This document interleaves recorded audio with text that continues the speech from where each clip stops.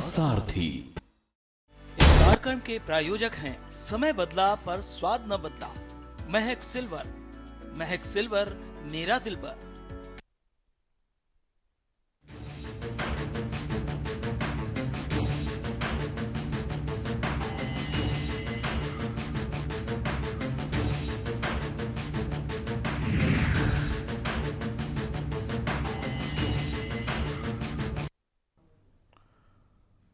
नमस्कार, स्वागत है आपका के न्यूज में। और आज हम बात करेंगे यूपी में होने वाले उपचुनाव के महामुकाबले में। यूपी के 9 विधानसभा सीटों पर मतदान जारी है। गाजियाबाद, करहल, खैर में मतदान जारी। कुदुर की मीरापुर विधानसभा सीट पर भी मतदान जारी है। कटेरी, सीसामऊ और मंझवा सीट पर भी मतदान जारी है। सुबह 7 बजे शाम 5 बजे तक वोटिंग होनी है और लगातार अलग अलग खबरें जो आ रही हैं। सीसामऊ में अगर बात की जाए तो समाजवादी पार्टी ने आरोप लगाया और जो वहाँ के मुस्लिम मतदाता कह रहे थे कि हमें पुलिस ने रोका है, पुलिस हमारी आईडी चेक कर रही है और हमें वोट नहीं डालने दे रही है।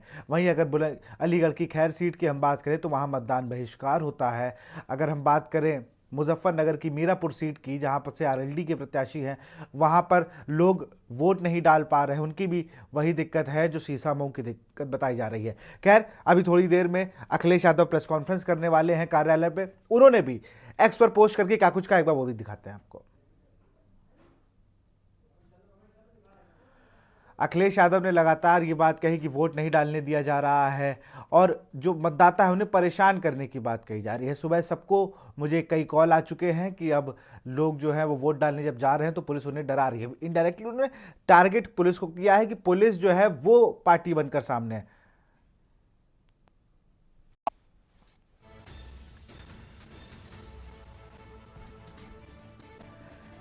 उत्तर प्रदेश में जिन मतदाताओं को पुलिस प्रशासन द्वारा वोट डालने से रोका गया है वो एक बार फिर वोट डालने जाएं। इस चुनावी गड़बड़ी की सूचना हर तरफ फैल गई है।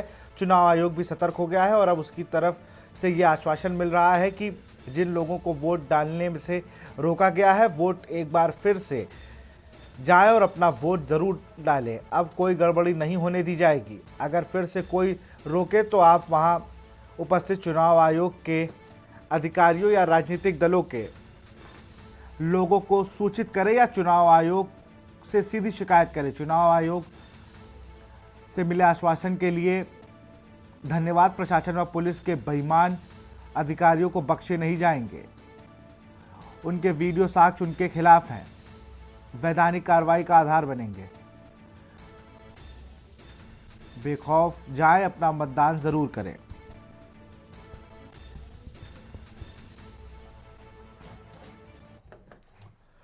और अब जरा 11 बजे तक मत प्रतिशत कितना कहां पर हुआ है ये आपको बता देते हैं। कटेरी में 11 बजे तक अंबेडकर नगर की कटेरी सीट है, जहां पर 11 बजे तक 24.27% मतदान हुआ है। मंझवा में 11 बजे तक 20.41% मतदान हुआ। मीरापुर 11 बजे तक 26% मतदान हुआ है। गाजियाबाद में 11 बजे तक 12.87% मतदान हुआ है। मंझवा मिर्जापुर की ये सीट है, यहाँ पर 11 बजे तक 20.41% मतदान हुआ है। मीरापुर में 11 बजे तक 26% मतदान हुआ है।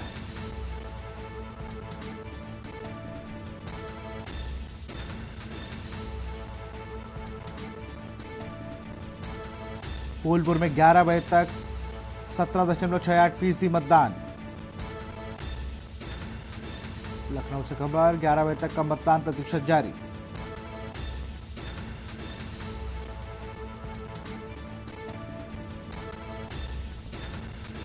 करहल में 11 बजे तक 20.20% मतदान।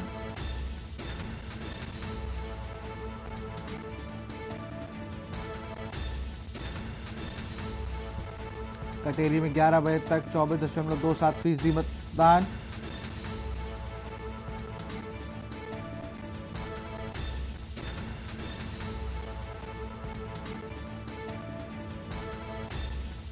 मीरापुर में गाजियाबाद में 11 बजे तक 12.87% मतदान।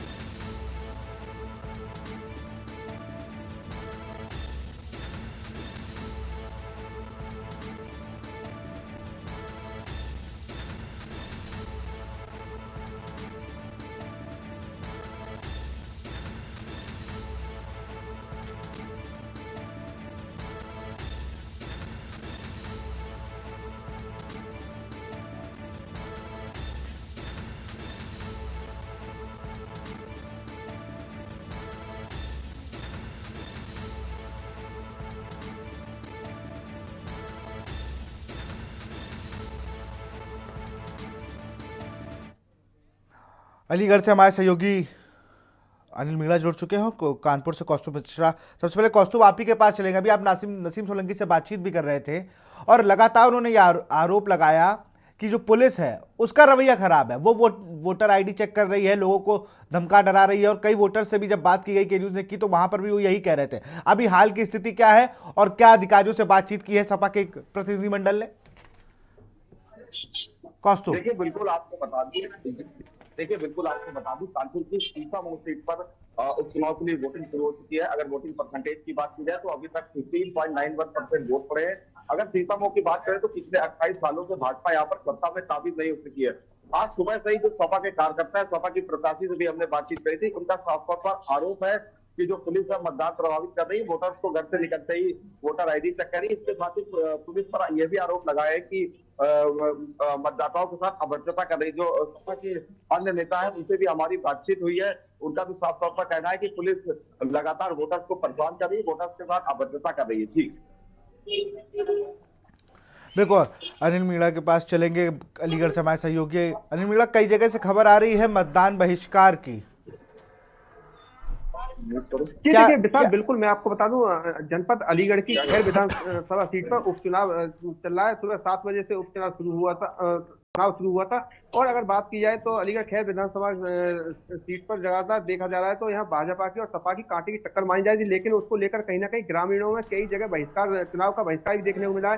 तो देखिए इस वक्त हम उसी पोलिंग बूथ पर मौजूद है जहां 308 पोलिंग बूथ पर मतदान बहिष्कार हुआ। 4 घंटे बाद मतदान शुरू हुआ। लोग जो ग्रामीण थे, ग्रामीणों का जो मांग थी वो हाई टेंशन लाइन को लेकर थी। अगर बात की जाए विशाल, अगर बात किया चंडोस के एक कसेरू गांव पड़ता है, वहां भी करीब 3-4 घंटे मतदान बहिष्कार किया गया। कपल की बात करें, करीब खैर विधानसभा में कई 3-4 जगह बहिष्कार किया गया। देखिए, और जो अगर बात की जाए, देखिए वही 308 पोलिंग बूथ है अगर बात की जाए इस पर, लेकिन लोगों में अभी भी कहीं ना कहीं निराशा है। लोग अभी भी जो आ रहे हैं, बहुत कम वोटर जो मतदाता आ रहे हैं। अगर 11 बजे तक की अगर मतदान की अगर बात करें तो जनपद अलीगढ़ की खैर विधानसभा सीट पर 19% मतदान हुआ। देखिए मेरे साथ वो व्यक्ति मौजूद है जो लगातार सुबह से धरना दे रहे थे और धरना देने के साथ साथ में इनको जो एसडीएम खैर है और एडीएम ई है, उन्होंने क्या आश्वासन दिया है, हम सबसे पहले इन्हीं से बात करते हैं। क्या नाम है? मेरा नाम तरुण बघेल है और मैं गांव चमनेरिया से हूँ।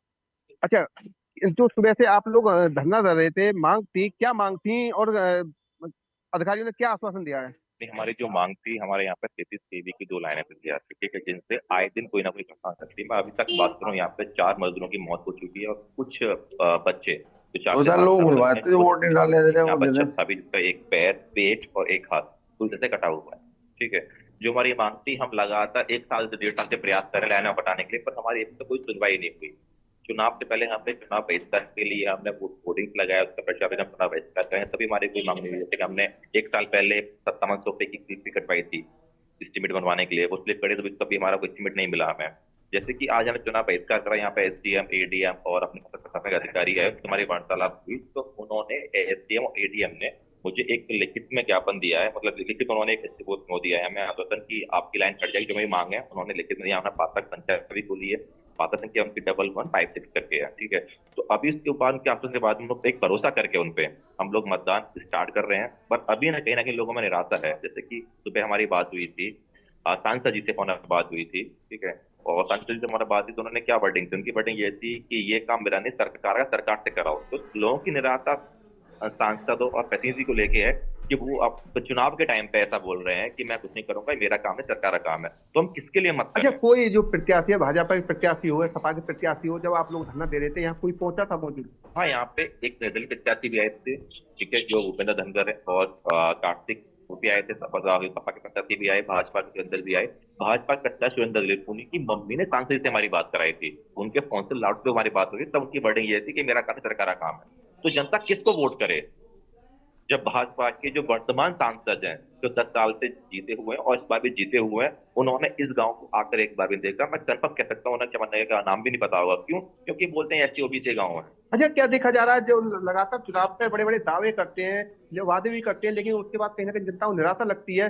तो क्या इस गांव को भी इसी तरह से कोई कुछ ना निराशा हाथ लगी है, जो आप लोगों को मजबूरन बहिष्कार करना पड़ा? मैं क्लियर बोल रहा हूँ आपसे, आप रिकॉर्ड चेक कर लो। तीसरी पंचायत चल रही सांसद जी एक बार इस गांव में कभी आए, उन्होंने गांव में कभी देखा उस गांव में कितने घर हैं? आप देख लो। और जो एस्टिमेट है यहाँ पर, जो प्लान है हमारा, अगर वो होता है ठीक है, तो हम लोग भरोसे पे काम कर रहे हैं। अगर हमें टाइम लाइन दिया 2-3 महीने करने, अरे दादा से बात करते हैं। दादा, आप बुजुर्ग हैं, आप सुबह से बहिष्कार कर रहे थे कि आश्वासन मिलाया गाड़ियों द्वारा और आपने चुनाव शुरू कर दिया है, क्या आश्वासन दे गए? हमें तो देख गए, लेकिन न माहौल लगाए न निशान करे। अच्छा, अभी भी कोई दिक्कत संशय है आपको? देखो मालूम पड़ा क्या होता है, करवाए ठीक है। 2 साल फिर चुनाव आ रहा है, फिर करेंगे हम तो 2 साल पीछे, 2 साल पीछे फिर करेंगे हम तो। अच्छा, गांव के प्रधान जी भी थे यहाँ मौजूद, और काफी प्रशासन के लोग भी मौजूद थे। तो जब आश्वासन मिल गया तो अब क्या निराशा? तो वोट डाल भी नहीं दे रहे, कह रहे उसमें कुछ बोलोगे? वोटिंग करिए, फिर भी नहीं हुआ, 2 साल पीछे फिर भी करेंगे। अधिकार हम डालना चाहते हैं। चलिए बिल्कुल, आपको रोकूंगा अनिल, आपको रोकूंगा। हमारे साथ कौस्तुभ हैं। कौस्तुभ, कुछ लोगों के साथ हम मौजूद है। कौस्तुभ, आपके साथ जो जनता है वो क्या कुछ कह रही है? क्योंकि लगातार एक तरफ तो ये तस्वीरें हैं कि जहां पर लोग वोट नहीं डाल पा रहे हैं, लेकिन आप किस बूथ पर है जरा ये लोगों को बताइए, और अभी फिलहाल स्थिति वहां पर क्या है, जरा लोगों से बातचीत करिए। वो वोट डालने निकल रहे हैं कि नहीं? क्योंकि 12 बज गया, लगभग आधा दिन निकल चुका है। कौस्तुभ 3 चक्कर मार दीजिए। हाँ, अभी बताइए।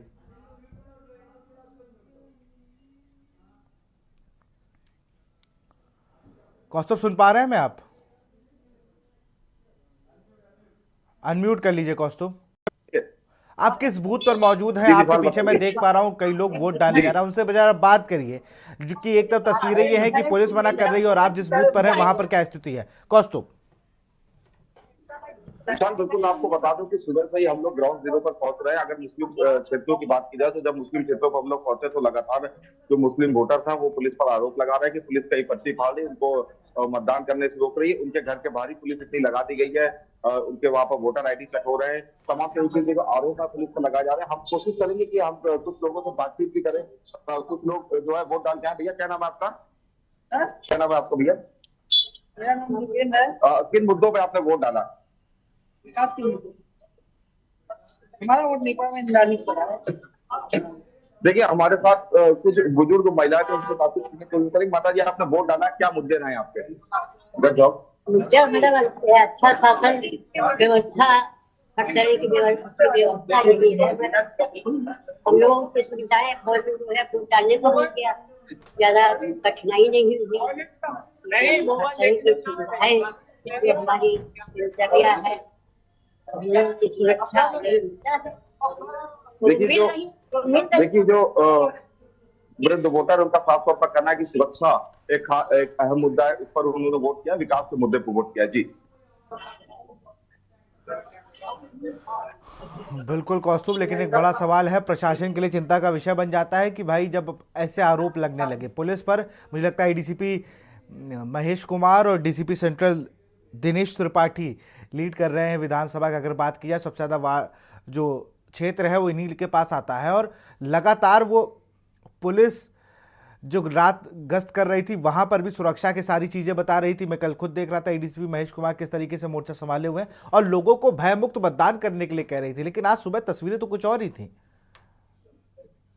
जी बिल्कुल, आपको बता दो कि लगातार जो पुलिस की ADCP सेंटर थे महेश कुमार, वो क्षेत्र में घूम रहे थे। उन्होंने गश्त भी करी थी भारी पुलिस बल के साथ, लेकिन आज जो तस्वीरें वो बिल्कुल उलट नजर आ रही, क्योंकि लगातार जो मुस्लिम वोटर है उनका साफ तौर पर आरोप है कि पुलिस जो है वो मतदान करने से रोक रही है। पुलिस मतदाताओं के साथ अभद्रता करी, इसके साथ ही पुलिस पर्ची तक फाड़ रही है। हमने बातचीत करी थी तो एक मुस्लिम वोटर हमको ये भी बताया था कि जब वो मतदान करने हलीम कॉलेज पोलिंग स्टेशन के अंदर गई तो एक मतदान कर्मी ने उनसे पूछा कि आप किसको वोट डालें। तो इस तरीके की जो तस्वीरें वो कहीं ना कहीं मुस्लिम क्षेत्रों से निकल कर सामने आ रही थी। बिल्कुल, आप बने रहिए हमारे साथ। हम जरा रुक करते हैं अनिल मीणा का। अनिल मीणा खैर सीट से पर उनका रुक करेंगे, लेकिन उससे पहले रुकते हैं यहाँ एक छोटे से ब्रेक के लिए। आप देख रहे हैं के न्यूज, खबरों का सारथी।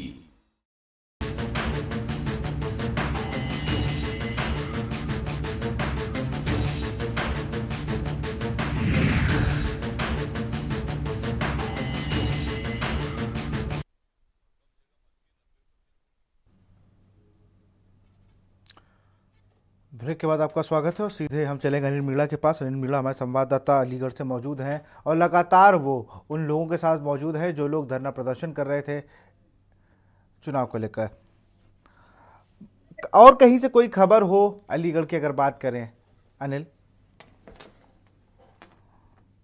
तो देखिए विशाल, बिल्कुल मैं आपको बता दूं, अगर अलीगढ़ की हम बात करते हैं, अलीगढ़ खैर विधानसभा सीट पर जिस तरह से लगातार कई जगह बहिष्कार देखने की बात आई है सामने, तो देखिए ये वही गांव है चमन नगरिया, जिसमें लगातार जो लाइन को लेकर लगातार जो लोग थे बहिष्कार कर रहे थे, लेकिन जो अधिकारियों के बाद आश्वासन के बाद इन लोगों ने जो अपनी मांग थी उसको मान लिया है। देखिए मेरे साथ जो ग्राम प्रधान है वो भी मौजूद है, हम इनसे देखिए ग्राम प्रधान से भी हम जानना चाहते हैं कि ग्राम प्रधान जी से हम पूछते हैं, प्रधान जी लगातार आपके गांव के लोग सुबह से धरना दे रहे थे, करीब 4.25 घंटे के बाद मतदान शुरू हुआ है, आखिर ऐसे क्या कारण रहे थे? भी जिम्मेदार यानी कि अधिकारी वगैरह यानी कि थे जब लोगों ने किया है, जब उनके हाथ पांव खुले उसके बाद ऐसा मतलब उनके कहने से 3 महीने का टाइम दे दिया है वगैरह, जहाँ 3 महीने के अंदर अंदर हमारी लाइन को अच्छा देखा जा रहा है अभी भी कुछ लोगों में, क्योंकि अभी अलीगढ़ की बात चल रही है, खाली है, बूथ खाली है, मुजफ्फरनगर आने 2 नंबर वोट खबरी यानी कि जितनी भी वोट है उतनी पड़ेंगी। अच्छा उनके वोट दिया भी है। क्या मुद्दे थे जो सबसे बड़े अहम मुद्दे थे आपके, जिन मुद्दों को लेकर बहिष्कार चल रहा था, किन मुद्दों को लेकर बहिष्कार चल रहा था? क्या ऐसे मुद्दे थे जिनको लेकर आपने 4 घंटे 4.25 घंटे वोट लेट कराए? अब क्या आपको लगता है कि आपकी समस्या दूर होगी? 33,000 की लाइन थी और 11,000 की गाँव जो नंगे तार से हुए उस पर यानी कि आए दिन कोई व्यक्ति करंट लग जाता है, कोई सुलझ जाता है, कोई खत्म हो रहा है, कई डेथ हो गई। देखिए मेरे साथ, चलिए रोकूंगा आपको, अनिल आपको रोकूंगा। अब सीधा रुक करते हैं आशीष यादव मुजफ्फरनगर से हमारे सहयोगी बने हुए मीरापुर की सीट की अगर बात की जाए तो यहाँ की स्थिति क्या है आशीष? अनम्यूट कर लीजिए आशीष अपने आप को। अनम्यूट कर ली। ककरौली गांव में हूं मैं, जहाँ अभी 1 घंटा पहले जो बड़ा पथराव और पुलिस का लाठीचार्ज हुआ यहाँ, और यहाँ जितने मुस्लिम मतदाता है, क्योंकि यहाँ मुस्लिम मतदाता अधिकता है, 13,000 वोट के करीब है यहाँ, और इनका कहना है कि यहाँ अब तक कुल 10 से 15% वोटिंग हुई है, खाली प्रशासन के डिंगा मस्ती के चलते। यहाँ पुलिस ने लाठीचार्ज किया, उसके अपने घरों में मुस्लिम मतदाताओं को भगा दिया और वोट नहीं डालने दे रहे, और उसकी वजह से जो है यहाँ बिल्कुल जो है बूथ खाली पड़े हैं। और मेरे साथ कुछ 1-2 मतदाता हैं, मैं उनसे बात करता हूँ, उनसे आपको बात कराता हूँ। आपका नाम क्या है? मेरा नाम मोहम्मद इरशाद है सर। मोहम्मद इरशाद, क्या हुआ? वोट आप क्यों नहीं डाल पा रहे? क्या कारण, क्या हुआ यहाँ? सर एकदम पुलिस आया, यहाँ पब्लिक खड़ी थी वोटिंग के लिए, वो वोट जाने के लिए अंदर से वहां से पहले भगाते हैं फिर करनी।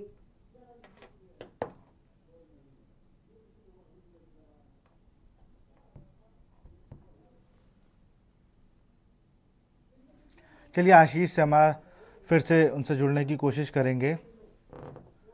हम जरा चंद्रजीत के पास चलेंगे। चंद्रजीत, आप तक हमारी आवाज़ आ रही है? करहल सीट को आप देख रहे हैं, किस तरीके से चीज़ें हैं वहाँ पर, और अभी वहाँ पर एक अगर एक बार हम अंदर गए तो अंदर वाले ने साफ मना कर दिया कि आप बाहर जाइए, आपकी वोट डल चुकी है।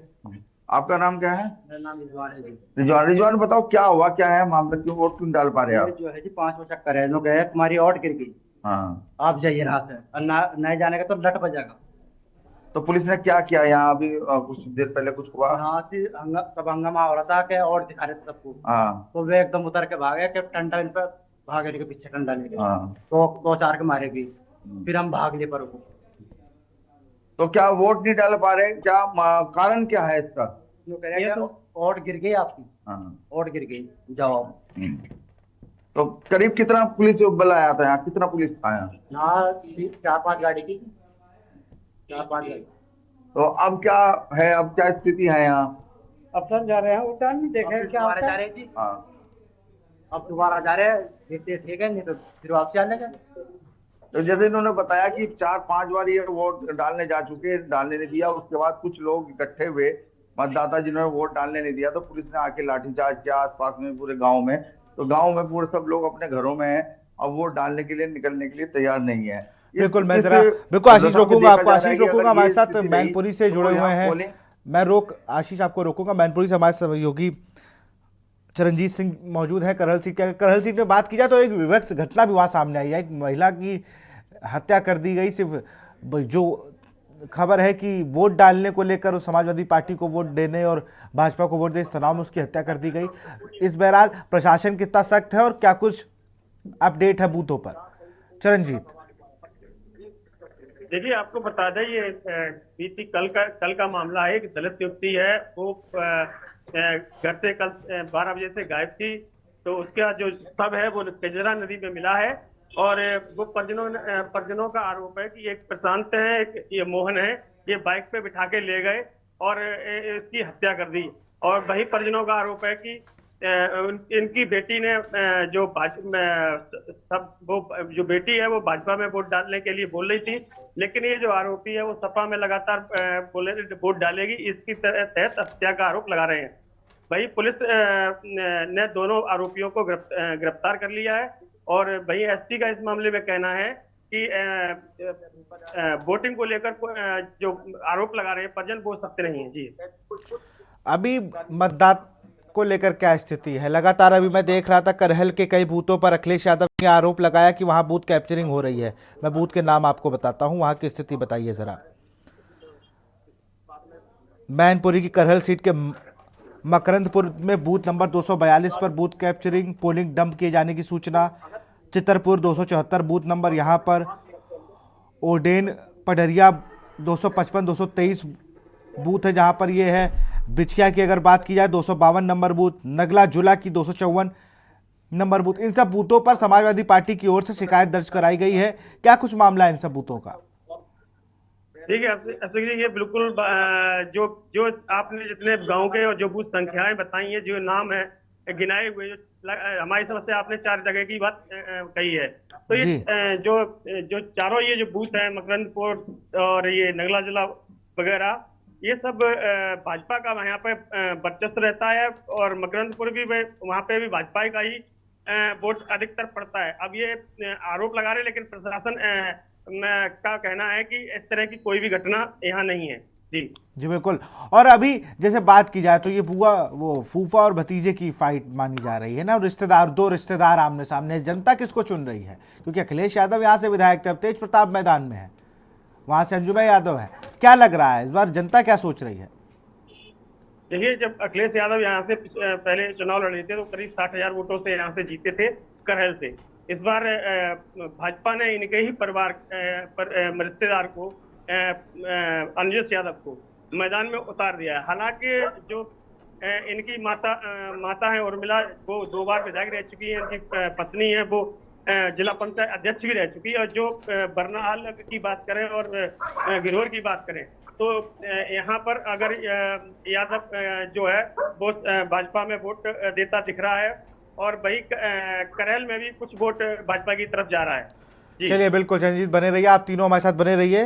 यहाँ पर वक्त है छोटे से ब्रेक का। आप देख रहे हैं के न्यूज।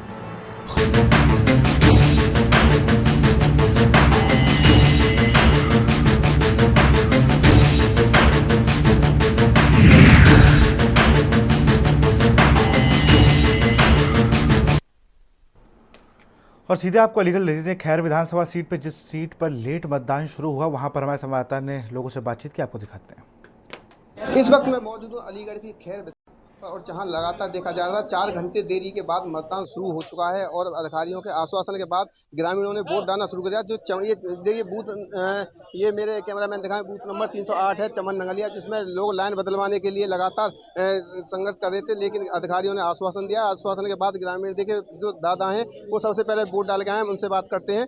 और देखिए, और अधिकारियों ने भी जो आश्वासन दिया, सबसे पहले हमारे साथ एडीएम मैडम मौजूद हैं, उनसे बात करते हैं।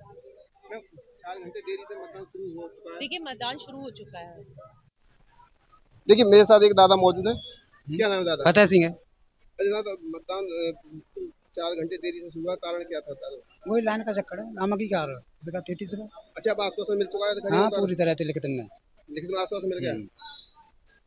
देखिए, जो मतदाता हैं उनका जो कहना है कि अधिकारियों के द्वारा आश्वासन दिया जा चुका है, और ग्रामीण मतदान करने के लिए तैयार हो चुके हैं। और देखिए, मतदान अब शुरू हो चुका है।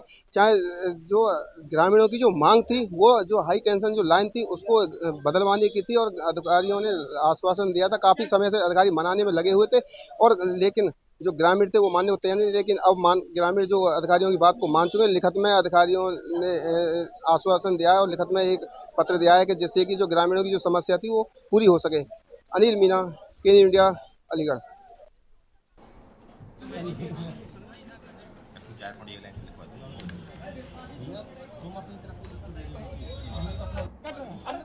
और सीधा आपको महाराष्ट्र से चलते हैं, जहां पर अपने मत का प्रयोग करने अभिनेता और नेता सब लोग पहुंचे।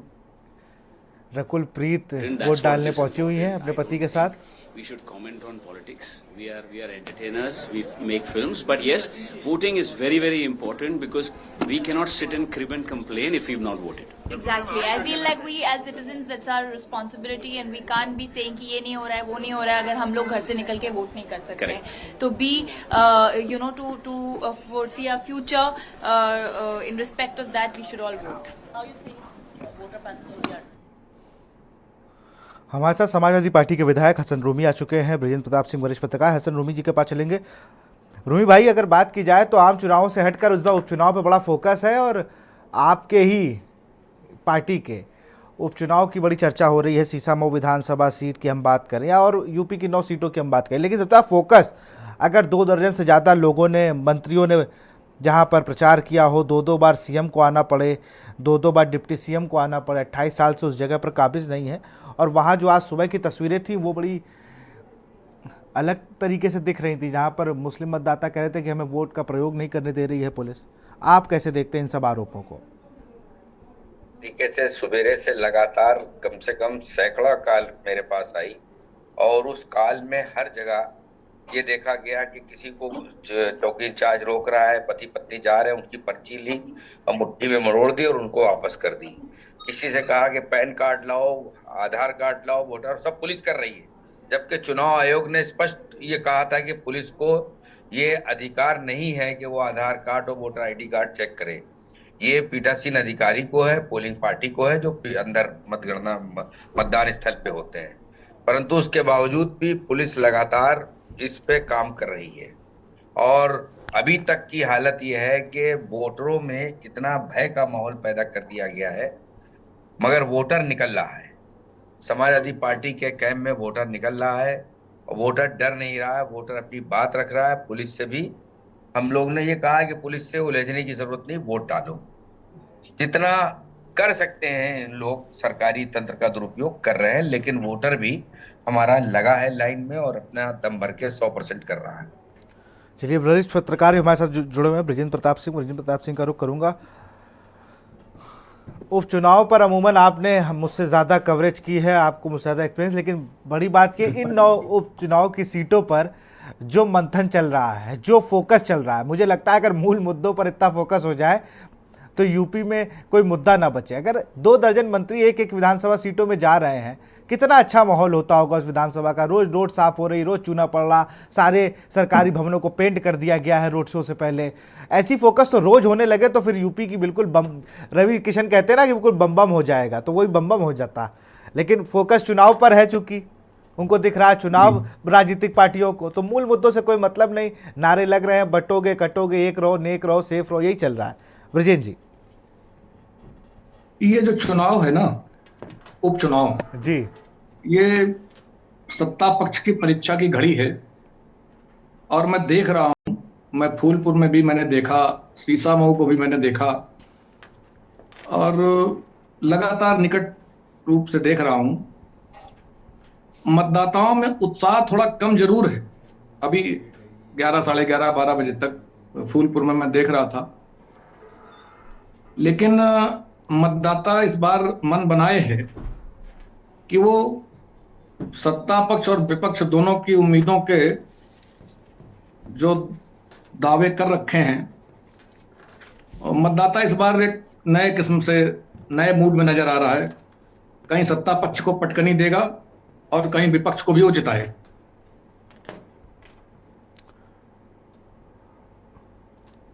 एनडीए के लिए जरूरी नहीं कि वो सारी सीटें जीत पाएगा। मैं फूलपुर और सीसामऊ के लिए कह रहा हूं, सीसामऊ में विधायक रूमी साहब मेरे सामने हैं। सीसामऊ की जो स्थितियां हैं, पूरे उत्तर प्रदेश की जनता ने देखा है कि किस तरह के वहां सिटिंग एमएलए इरफान सोलंकी के प्रति सरकार का जो रवैया है वो उत्पीड़न वाला नजर आया है और इसका असर तो चुनाव में दिखेगा। दूसरी बात, जो भारतीय जनता पार्टी ने वहां प्रत्याशी दिया है, भाजपा को पुनर्विचार करना पड़ेगा कि प्रत्याशियों का चयन जरा ढंग से किया करे। इस समय में इरफान सोलंकी की पत्नी और ये जो भारतीय जनता पार्टी अलायंस है, इसके बीच का जो चुनाव है, ये बड़ा दिलचस्प चुनाव है। इस समय तक, दोपहर तक दिलचस्प चुनाव है, किसी भी तरफ ये करवट लेगा। लेकिन भाजपा के साथ कुछ ऊंच नीच होती है तो उसको ये देखना पड़ेगा कि उसने प्रत्याशी का चयन ठीक नहीं किया व्यक्ति के रूप में। और फूलपुर का जो उपचुनाव है, मुख्यमंत्री ने प्रतिष्ठा का सवाल बना रखा है। केशव प्रसाद मौर्य भी, उप मुख्यमंत्री भी यहाँ लगे हुए हैं। लगे तो सब जगह हैं, दर्जन दर्जन भर मंत्री, लेकिन फूलपुर का चुनाव भी बड़ा दिलचस्प है, बड़ा रोचक है। भारतीय जनता पार्टी के प्रत्याशी को यहाँ जोरदार चुनौती है। और वो जो पूर्व विधायक दीपक पटेल को यहाँ चुनाव लड़ाया है भारतीय जनता पार्टी ने, तो दीपक पटेल की जो अपनी छवि है, जो अपनी मतदाताओं के बीच। मैं एक सेकंड आपको रोकूंगा, बस एक अभी मेरे पास अपडेट आया, बीजेपी कार्यकर्ताओं ने जीआईसी बूथ पर धांधली का आरोप लगाकर धरने पर बैठ गए हैं। लगाने लगे होंगे कानपुर सीसामऊ में। जी, कानपुर के सीसामऊ में। सीसामऊ का चुनाव बड़ा दिलचस्प होगा, चौंकाने वाला होगा, और भारतीय जनता पार्टी को भविष्य की राजनीति के लिए मंथन करने वाला होगा। ये सीसामऊ हो, फूलपुर हो, और खासकर में सीसामऊ पर, आप चूंकि सीसामऊ के एमएलए भी, सीसामऊ के पड़ोस वाली सीट से कैंट के विधायक भी इसमें। जी, सीसामऊ का चुनाव उत्तर प्रदेश को, ये जो नारे हुए हैं कटोगे तो बटोगे, तो अखिलेश ने उसका जवाब दिया, हम जोड़ेंगे और जीतेंगे। पूरा उत्तर प्रदेश का जो उपचुनाव है, मुख्यमंत्री के कामकाज की समीक्षा के अलावा धर्म, जाति, उन्माद की तरफ चला गया है। ये बड़ा निराशाजनक है। ये सत्ता पक्ष ने भी किया और विपक्ष ने भी किया है। विकास के जो मुद्दे हैं, जिसमें लोकतंत्र के प्रति आस्था रखने वाला आदमी घर से बाहर निकलता है, आप देखिएगा कि वोटिंग परसेंटेज इस बार भी चुनाव में बढ़ने नहीं जा रहा है। उपचुनाव में जहां 2-2 दर्जन मंत्री लगे हैं, 1 दर्जन मंत्री लगा है, विपक्ष है, चुनिंदा गिनती की सीटों पर चुनाव हो रहा है, वहां मतदान परसेंट 80% होना चाहिए ना। वहां मतदान का परसेंटेज 80% जाना चाहिए। जहां इतना ज्यादा फोकस है, वहां कोई उत्साह नहीं दिख रहा है। विशाल जी, सबसे बड़ी चुनौती ये है। छुट्टी एंजॉय कर रहे हैं लोग छुट्टी एंजॉय कर रहे हैं। जी। और पूरे चुनाव आयोग की परीक्षा थी, राजनीतिक पार्टियों की परीक्षा थी कि इसमें आप जनता का चुनाव जनता के बीच में बना देते और यहां मतदान को एक रिकॉर्ड की तरफ ले जाते कि हमने उपचुनाव कराया तो 80% का चुनाव कराया। हारना और जीतना तो किसी एक को है। बिल्कुल। मैं ब्रिजी रोकूंगा जरा, बीजेपी से देवेंद्र प्रमुख आ गए। देवेंद्र जी, अब आप क्या कहेंगे भाई? 9 सीटों पर आप तो जय हो रही होगी, लेकिन वोटिंग परसेंटेज क्यों नहीं बढ़ा? 15%, 24%, ऐसे तो फिर हम 27 में चुनाव है, ये 15 अभी है, तो मुझे लगता है वहाँ 16 हो जाएगा। अगर आधे दिन में सुबह 7 बजे से 5 घंटे में 12% वोट, 16% वोट कहीं पड़ रहा हो, तो ये तो बहुत चिंता का विषय है।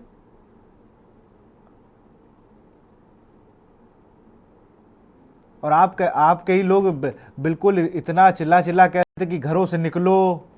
अभी रवि किशन को मैं 2-3 जगह सुन रहा था, कहते अयोध्या में जो गलती करी वो कटहरी में ना करना। वही बयान कानपुर में दे दिए कि हिंदू सोया नहीं जाग गया है। वो तो ऐसा आए थे कि जैसे महाभारत होने जा रही है। बिल्कुल ये वोट नहीं, यहाँ तीर कमान चलेंगे। वो बिल्कुल फिल्मी स्क्रिप्ट पढ़ के चले गए, जनता से रूबरू कनेक्ट तो हुए नहीं वो। देवेंद्र जी अनम्यूट करके अपनी बात को रखें। अनम्यूट कर लीजिए, अनम्यूट देवेंद्र भाई, अनम्यूट कर लीजिए। आवाज मिली विशाल सर? हाँ, अब मिल रही है।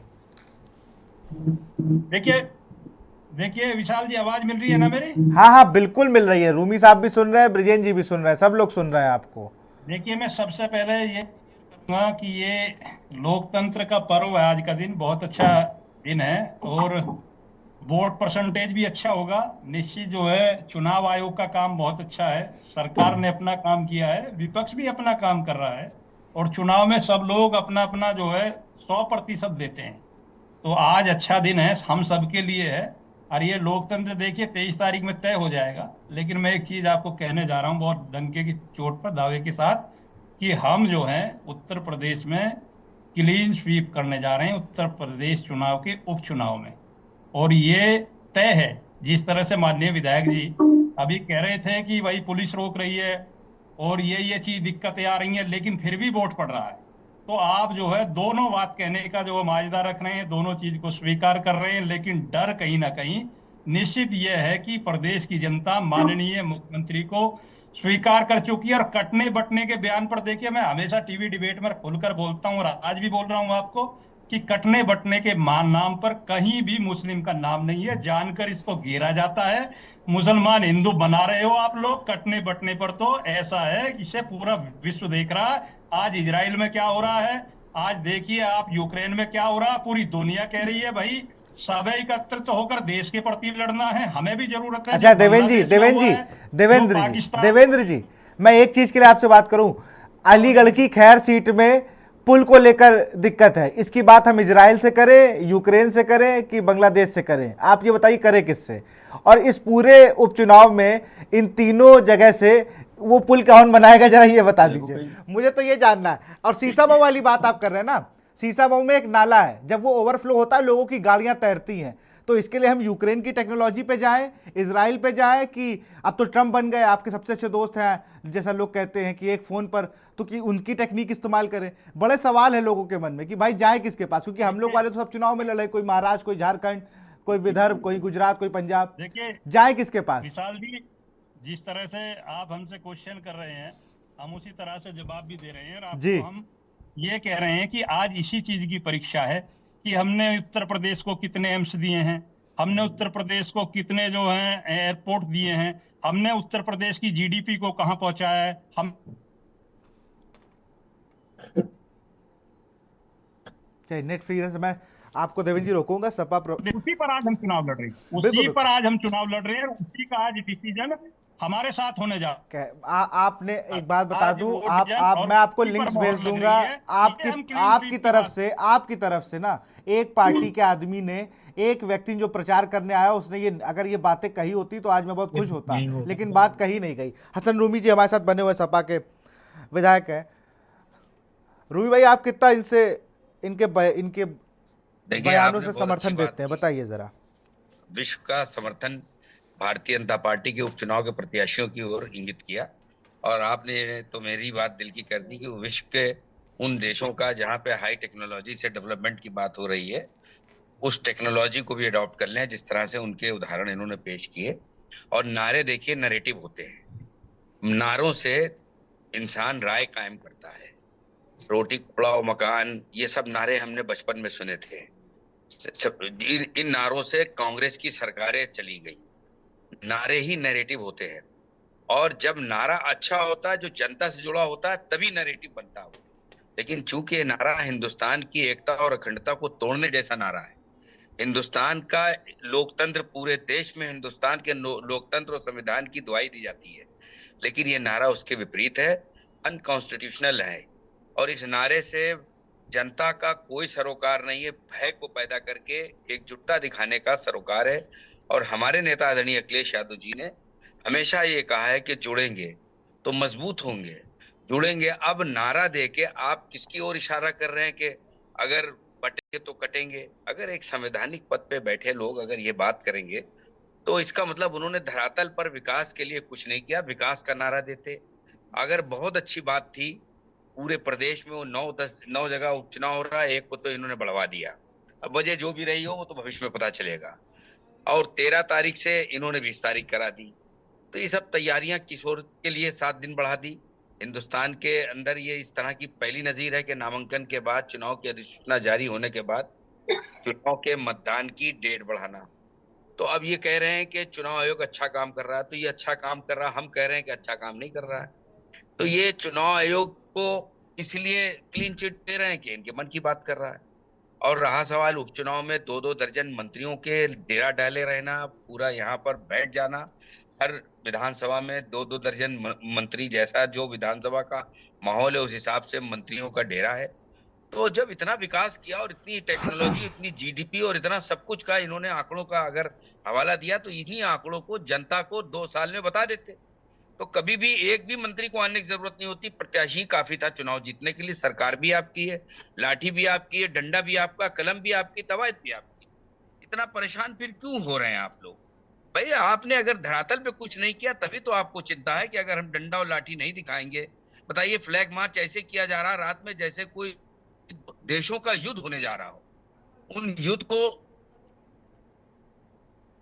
उन पार्टी या भारतीय जनता पार्टी के लोगों के बीच में जैसे लग रहा है कोई युद्ध जैसी स्थिति पैदा। रात में फ्लैग मार्च ऐसा हो रहा है। हमारे नेता आदरणीय अखिलेश यादव जी ने सीसामऊ के उस फ्लैग मार्च को एक्स पे भी डाला, अपने पेज पे भी डाला, कि जैसे लग रहा मणिपुर हो। कोई लड़ाई नहीं, कोई झगड़ा नहीं, दोनों भाई बहन आपस में मिलके चुनाव की विचारधारा के हिसाब से वोट करने के लिए तैयार हैं। आप बीच में लाठी डंडा ले आते हैं। अरे मोहब्बत से चुनाव लड़वाओ। और आप देखो, मोहब्बत से जब चुनाव लड़ा गया तो आपने 2024 का परिणाम देख लिया उत्तर प्रदेश में। आप घबरा गए मोहब्बत को। अब मोहब्बत आपको स्वीकार नहीं तो आप बांटने और काटने की बात स्वीकार कर देंगे। तो हम लोग इस पे यकीन नहीं रखते और हमारा यकीन ही नहीं, पूरा विश्वास है कि हमारा हिंदुस्तान एक ऐसा गुलदस्ता है जो पूरा देश यहाँ की खुशबू सूंघकर अपने देश में उस खुशबू को फैलाता है। लेकिन हिंदुस्तान के अंदर जो सत्ता की राजनीति का जो तरीका आ गया है, धर्म की अफीम को चटाकर और लोगों के अंदर वैमनस्यता फैलाकर, ये बहुत दिन तक नहीं चलने वाली है। अगर विकास करेंगे, भाईचारा लाएंगे तो निश्चित रूप में मूल मुद्दों पर वापस आना पड़ेगा। मूल मुद्दों पर वापस आना पड़ेगा सभी को। वरिष्ठ पत्रकार विजेंद्र सिंह जी जुड़े हुए लगातार। विजेंद्र सिंह जी, अभी आपने देवेंद्र प्रमुख जी की बात सुनी, हसन रूमी को भी बात सुनी आपने जी। ये तो देखिए, हमारे क्या कहते हैं, फूलपुर से आपने क्या कहते हैं हमारे साथी को, पत्रकार महोदय को, जो हमारे कानपुर से इनका नाता है, फूलपुर से नाता है, धरातल की रिपोर्ट को बताई विजेंद्र प्रताप सिंह जी ने। और मैं समझता हूं कि जितनी अच्छी पिक्चराइज की उन्होंने अपनी बातों को जमीन पर, तो आपने और आप भी देख रहे हैं। लेकिन भारतीय जनता पार्टी के हमारे साथी प्रवक्ता जी ने अच्छी बात करी है। कह रहे हैं कि एक तरफ हम वोट डालने की बात कर रहे हैं, दूसरी तरफ रोकने की बात कर रहे हैं। तो हम दोनों सच्चाई बयान कर रहे हैं। हम 10 वोट डालने जा रहे हैं, 5 पे हमें डालने दिया जा रहा है, 5 पे हमें वापस करने दिया जा रहा है। तो दोनों बातें हो रही हैं। तो जब आप हमारा प्रतिशत गिराएंगे और अपना बढ़ाने का काम करेंगे, आपको ये भी नहीं मालूम कि जो आपने नारा दिया उसका निगेटिव इम्पैक्ट भी पड़ रहा है। जो सनातनी जो हमेशा मिलजुल के रहने पर यकीन करते हैं, वो आपको लग रहा है कि वोट आपको देने जा रहे हैं। और इतना अंडर करंट है कि जब वो वोट देने जा रहे हैं, जिनको आप रोक नहीं रहे ये समझ के कि वो वोट हमारा है, वहां जाके वो वोट जब आप गिनती देखेंगे 23 तारीख को, निश्चित रूप में इस नारे के विपरीत जुड़ने पर आएगी। इस नारे के विपरीत मोहब्बत और सद्भावना पर आएगी, विकास पर आएगी। 6 बार अगर कोई विधायक जीतता है तो उसकी पार्टी की विचारधारा और उसका खुद का व्यक्तित्व होता है। अपने व्यक्तित्व से एक बार आप धोखा दे सकते हैं, 2 बार धोखा दे सकते हैं। ये कोई सीट जंगल राज वाली नहीं है। यहाँ पे भारतीय जनता पार्टी की सरकारों में भी, विपक्ष में भी जीते गए चुनाव और अपनी सरकारों में भी जीते गए। तो मैं रोकूंगा आपको, मैं आपको रोकूंगा। एक ब्रेक का इशारा है मुझे, रूमी भाई आपको रोकूंगा। यहाँ पर रुकते छोटे से ब्रेक के लिए। आप देख रहे हैं के न्यूज, खबरों का सारथी, खबरों का सारथी। खबर